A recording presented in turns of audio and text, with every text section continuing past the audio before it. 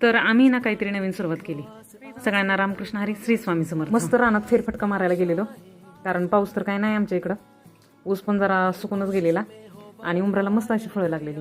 ही आमच्या सासूबाई आणि ही आमच्या पुतण्याची द्राक्षाची बाग. त्यांना म्हटलं ड्रीप तरी करून घ्या कमीत कमी. मग काय थोडंसं सरपण घेतलं आणि घराच्या दिशेने निघालो. मनावर आलेली मरगळ घालवण्याचा एकमेव पर्याय म्हणजे बाहेर पडा. कुठेही पडा, पण पडा बाहेर. मी नुसतं रानात जाऊन आले तरी मला एवढं फ्रेश वाटलं मस्त. आणि दुसरी नवीन सुरुवात म्हणजे आम्ही मस्त आरीवर्क शिकतोय. पहिल्या दिवशी तर मला वाटलं मला काही येणारच नाही, हातानं मी वैताग करून घेतलाय. पण दुसऱ्या तिसऱ्या दिवसापासून मला छान जमायला लागलं. पण आता प्रोसेस चालू आहे, म्हणलं शिकावं काहीतरी वेगळं. कारण असं पण आपण काय बाहेर जाऊन वर्क करून ब्लाऊज घेणार नाही.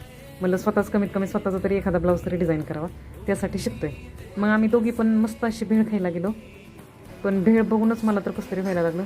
शेवटी राहिलेली पॅकिंग केली आणि घरी घेऊन. आणि कुठलीही गोष्ट शिकणं म्हणजे खरंच जिवंतपणाचं लक्षण आहे. भेटूयात नेक्स्ट व्लॉगमध्ये.